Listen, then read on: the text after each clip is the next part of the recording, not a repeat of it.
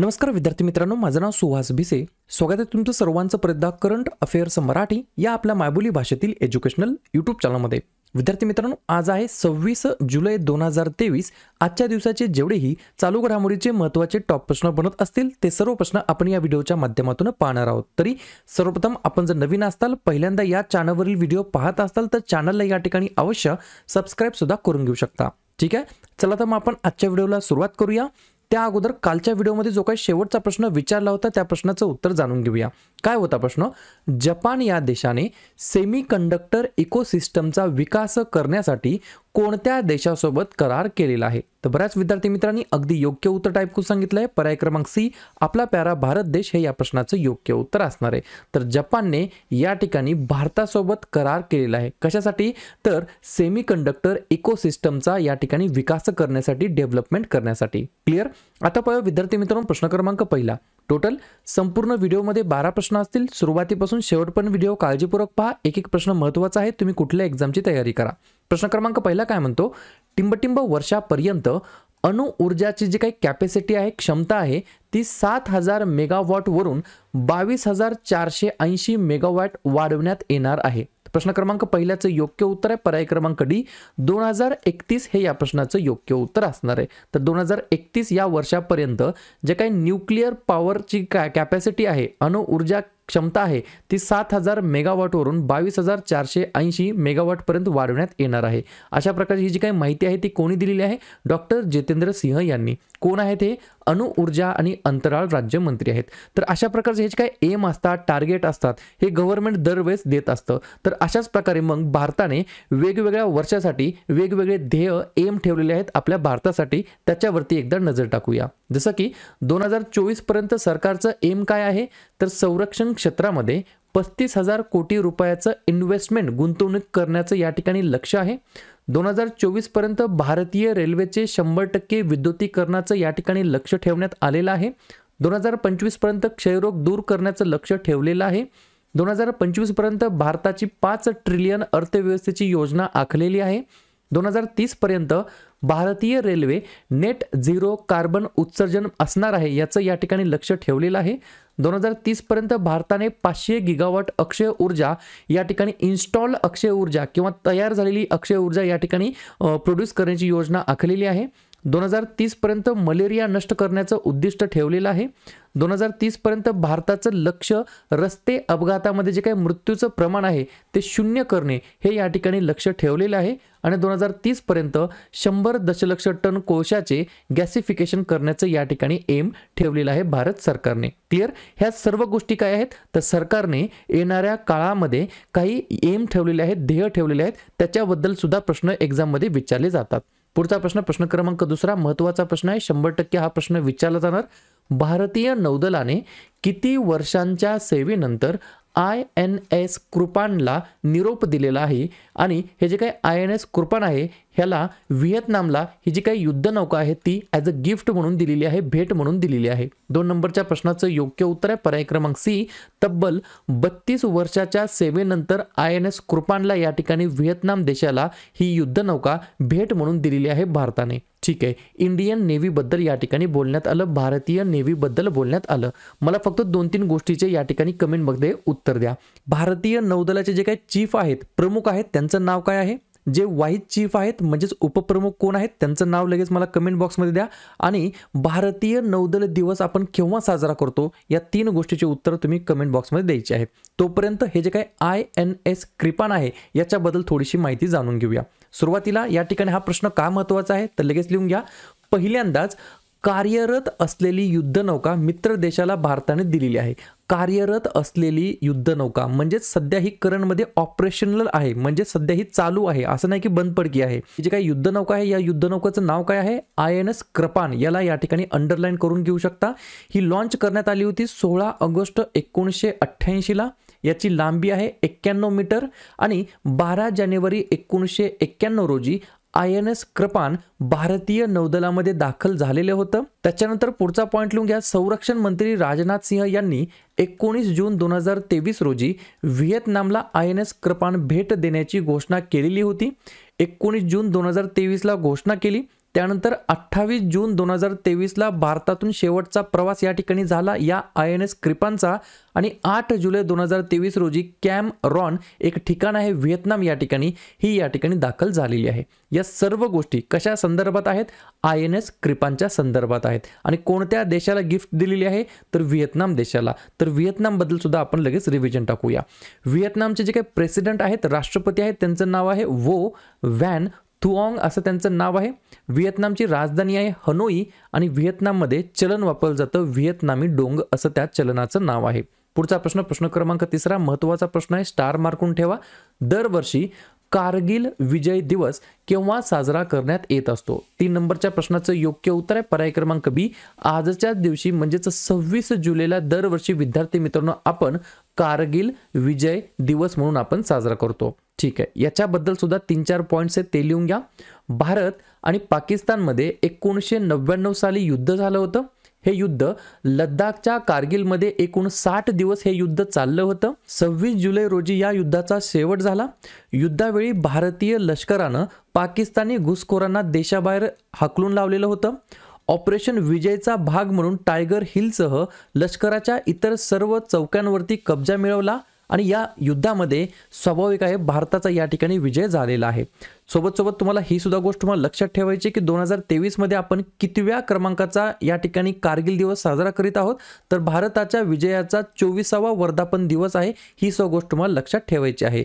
ही victory कधी भेटली होती? तर 26 जुलै 1999ला। ही सुद्धा गोष्ट तुम्हाला लक्षात ठेवायची आहे। ठीक आहे, प्रश्न कशा संदर्भात आहे? महत्त्वाच्या दिवसाबद्दल। तर लगेच काय करूया, जुलै महिन्यातील जे काही महत्त्वाचे दिवस आहेत त्याच्यावरती चर्चा करूया। काळजीपूर्वक ऐका। 1 जुलैला भरपूर दिवस आहेत, जसं की राष्ट्रीय डॉक्टर दिवस, राष्ट्रीय टपाल कामगार दिवस, CA दिवस, GST दिवस, वसंतराव नाईक जयंती, महाराष्ट्र कृषी दिवस आणि SBIचा स्थापना दिवस। त्यानंतर 2 जुलै आहे जागतिक क्रीडा पत्रकार दिवस, 3 जुलै जागतिक प्लास्टिक पिशवी मुक्त दिवस। जो काही जुलै महिना आहे, जुलै महिन्यातील पहिल्या शनिवारी असतो आंतरराष्ट्रीय सहकार दिवस। 11 जुलै जागतिक लोकसंख्या दिवस, 12 जुलै जागतिक मलाला दिवस, 17 जुलै आंतरराष्ट्रीय न्यायासाठी जागतिक दिवस, 18 जुलै आंतरराष्ट्रीय नेल्सन मंडेला दिवस आणि अण्णाभाऊ साठे यांचा स्मृती दिवस, 20 जुलै आंतरराष्ट्रीय बुद्धिबळ दिवस, 23 जुलै लोकमान्य टिळक जयंती, 26 जुलै कारगिल विजय दिवस, 28 जुलै जागतिक निसर्ग संवर्धन दिवस आणि जागतिक हिपॅटायटिस दिवस आणि 29 जुलै आंतरराष्ट्रीय व्याघ्र दिवस। पाहूया पुढचा प्रश्न क्रमांक 4 महत्त्वाचा प्रश्न आहे, विचारला जाणार मुंबई उच्च न्यायालयाचे नवीन मुख्य न्यायाधीश म्हणून कोणाची नियुक्ती करण्यात आलेली आहे? 4थ्या नंबरच्या प्रश्नाचं योग्य उत्तर आहे पर्याय क्रमांक ए, DK उपाध्याय असं त्यांचं नाव आहे। देवेंद्र कुमार उपाध्याय असं त्यांचं नाव आहे। तर ते या ठिकाणी मुंबई हायकोर्टचे नवीन मुख्य न्यायाधीश म्हणून त्यांची नियुक्ती करण्यात आलेली आहे। सोबत या ठिकाणी राष्ट्रपती द्रौपदी मुर्मू यांनी 2 उच्च न्यायालयाचे काल या ठिकाणी काय केलेले आहेत? मुख्य न्यायाधीश नियुक्त केलेले आहेत। पहिला आहे महाराष्ट्रातील मुंबई उच्च न्यायालय, त्याचे बनलेले आहेत देवेंद्र कुमार उपाध्याय आणि आंध्र प्रदेश हायकोर्टचे सुद्धा या ठिकाणी मुख्य न्यायाधीश बदललेले आहेत आणि नवीन कोणाला नियुक्त केलं आहे? तर धीरज सिंग ठाकूर। ही सुद्धा गोष्ट मला लक्षात ठेवायची आहे। सोबत या ठिकाणी option number D, Sunita Agarwal कोण आहेत या? तर या सुनीता अग्रवाल उच्च न्यायालयाच्या एकमेव महिला मुख्य न्यायाधीश आहेत। कारण सध्या भारतातील जेवढेही उच्च न्यायालय आहेत तर त्या ठिकाणच्या सर्व मुख्य न्यायाधीशांमध्ये यांना सोडून म्हणजे सुनीता अग्रवाल यांना सोडून एकही महिला मुख्य न्यायाधीश नाही। त्याच्यामुळे या ठिकाणी या परीक्षेच्या दृष्टिकोनातून इम्पॉर्टंट ठरू शकतात। सर्व गोष्टी समजल्या तर महाराष्ट्रातील मुंबई उच्च न्यायालयाचे नवीन मुख्य न्यायाधीश आहेत देवेंद्र कुमार उपाध्याय आणि आंध्र प्रदेशचे नवीन हायकोर्टचे या ठिकाणी चीफ जस्टिस आहेत, त्यांचं नाव आहे धीरज सिंग ठाकूर। ठीक आहे, पाहूया पुढचा प्रश्न क्रमांक 5 अमित शहा यांच्या हस्ते 108 फूट उंचीच्या प्रभू श्रीराम यांच्या मूर्तीची पायाभरणी कोणत्या राज्यामध्ये करण्यात आलेली आहे? तर पर्याय क्रमांक डी, आंध्र प्रदेश हे या प्रश्नाचं योग्य उत्तर असणार आहे। तर आंध्र प्रदेश या राज्याच्या अंतर्गत प्रभू श्रीराम यांच्या 108 फूट उंचीच्या मूर्तीची पायाभरणी करण्यात आलेली आहे। मागील काही काळामध्ये तुम्ही जर पाहिलं असेल तर वेगवेगळ्या राज्यामध्ये वेगवेगळ्या शहरांमध्ये नवनवीन मूर्ती किंवा नवनवीन पुतळे या ठिकाणी स्थापित झालेले आहेत। त्याच्यावरती सुद्धा एक्झाम मध्ये प्रश्न विचारला जाणार, तर याच्यावरती लगेच आपण चर्चा करूया। टायटल लिहून घ्या, भारतामध्ये स्थापन झालेल्या मूर्ती किंवा पुतळे यांची यादी। जसं की सुरुवातीला पहिलं लिहून घ्या, स्टॅच्यू ऑफ युनिटी कोणाची आहे ही, तर सरदार वल्लभभाई पटेल यांचा हा पुतळा आहे जो की गुजरातमध्ये स्थापित आहे. दुसरा पॉईंट लिहून घ्या, स्टॅच्यू ऑफ नॉलेज हा आहे डॉक्टर भीमराव आंबेडकर यांचा, महाराष्ट्रातील लातूर या ठिकाणी हा बसवण्यात आलेला आहे. लगेच कमेंट करून सांगा या ठिकाणी लातूरचे कोण कोण विद्यार्थी आहेत. पुढचा पॉईंट लिहून घ्या 3 नंबरचा, statue of prosperity Shri Nadaprabhu Kempegowda यांचा आहे, कर्नाटक राज्यामध्ये स्थापित केलेला आहे हा पुतळा. चौथा स्टॅच्यू लिहून घ्या, स्टॅच्यू ऑफ इक्वॅलिटी हा पुतळा आहे श्री रामानुजाचार्य स्वामी यांचा, हैदराबादमध्ये स्थापित करण्यात आलेला आहे. पाचवा पुतळा लिहून घ्या, स्टॅच्यू ऑफ बिलीफ भगवान महादेव यांचा हा पुतळा आहे, राजस्थानमध्ये आहे, म्हणजेच भगवान महादेव यांची ही मूर्ती आहे, राजस्थानमध्ये स्थापित करण्यात आलेली आहे.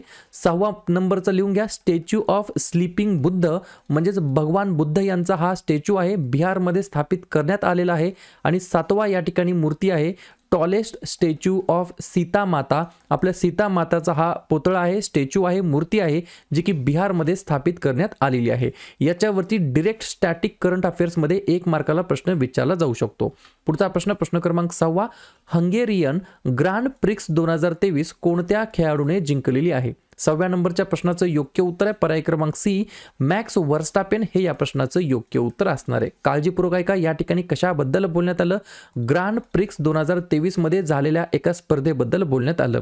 जर तुम्हाला असं विचारलं आत्तापर्यंत 2023 मध्ये एकूण किती ग्रँड प्रिक्स स्पर्धा झालेल्या आहेत, तर टोटल 11 झालेल्या आहेत. आता या 11च्या 11 विजेतेपद आहेत, यांची नावं तुम्हाला लक्षात ठेवावी लागणार आहेत. परंतु ही नावे कशी लक्षात ठेवायची मी तुम्हाला सोपी गोष्ट सांगतो. टोटल 11 मध्ये 9 ग्रँड प्रिक्स या एकट्या मॅक्स वर्स्टापेनने जिंकलेले आहेत. त्याच्यामुळे तुम्हाला फक्त ज्या 2 त्यांनी जिंकलेल्या नाहीत त्या लक्षात ठेवायच्या आहेत. एक तर सौदी अरेबिया ग्रँड प्रिक्स ही या ठिकाणी मॅक्स वर्स्टापेनने जिंकलेली नाही, आणि अझरबैजान ग्रँड प्रिक्स 2023 ही सुद्धा मॅक्स वर्स्टापेनने जिंकलेली नाहीये. या दोन्ही स्पर्धा कोणी जिंकल्या आहेत, तर सेर्जिओ पेरेज या खेळाडूने जिंकलेल्या आहेत.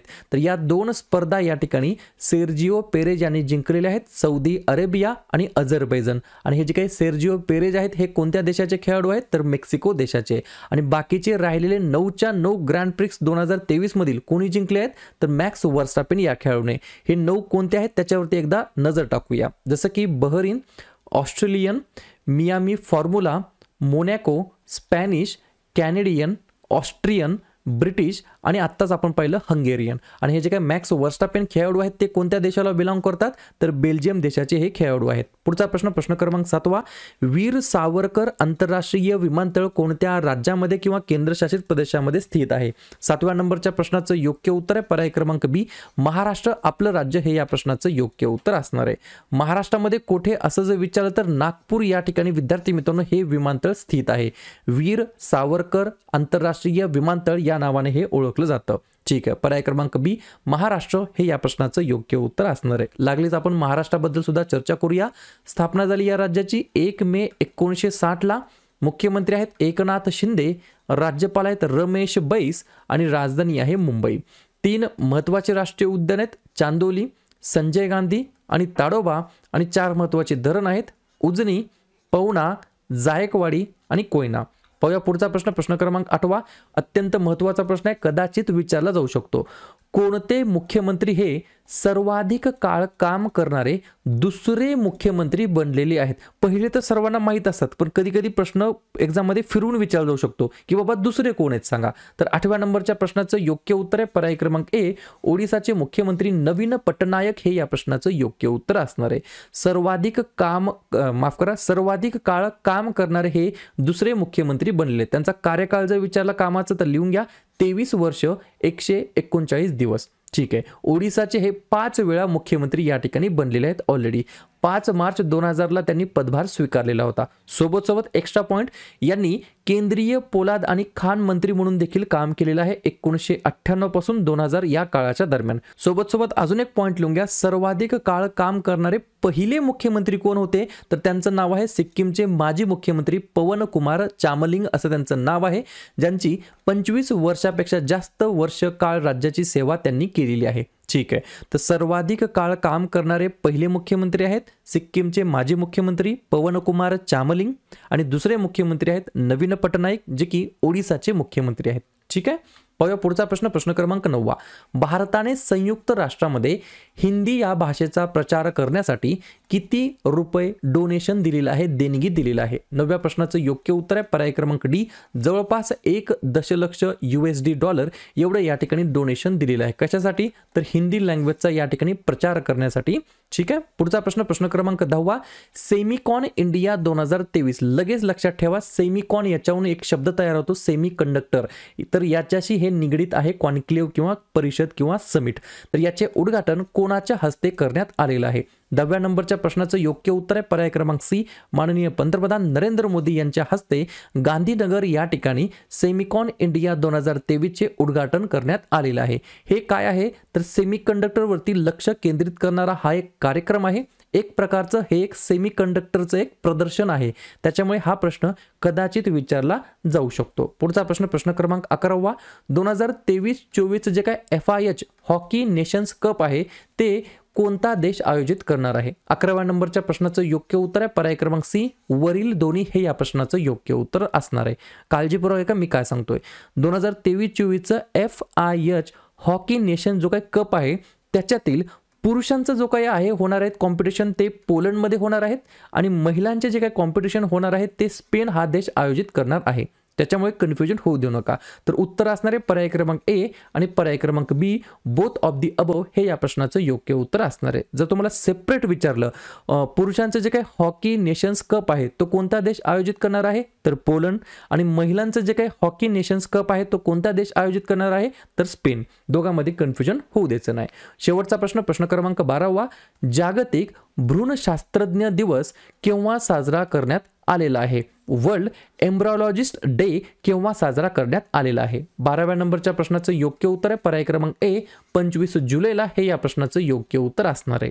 सर्व गोष्टी समजल्या? ठीक आहे. तर अशा प्रकारे विद्यार्थी मित्रांनो हे होतात 12 प्रश्न. उपक्रम कंटेंट हा जो काही प्रयत्न आम्ही सुरू केलेला आहे मराठी भाषेमध्ये मराठी विद्यार्थ्यांसाठी कसा वाटतो नक्कीच कमेंट करत चला. आणि या ठिकाणी तुमच्यासाठीचा आजचा खास प्रश्न, चंद्रयान 3 लॉन्च करण्यासाठी कोणत्या रॉकेटचा वापर करण्यात आला? GSLV, PSLV, LVM-3 की GSLV-M? ज्या पण विद्यार्थ्यांनी या प्रश्नाचं योग्य उत्तर येत असेल त्या प्रश्नाचं उत्तर तुम्ही कमेंट बॉक्समध्ये बिनधास्तपणे टाईप करून सांगा. या प्रश्नाचं उत्तर चुकू द्या, बरोबर येऊ द्या, काहीच हरकत नाही, परंतु ट्राय करणं, प्रयत्न करणं हे सर्वात जास्त महत्त्वाचं आहे. आणि दुसऱ्या दिवशी येऊन आपण दिलेल्या प्रश्नाचं उत्तर हे बरोबर आलं की चुकलं हे दुसऱ्या दिवशी येऊन चेक करणं, तपासणं हे देखील तितकंच जास्ती महत्त्वाचं सुद्धा आहे.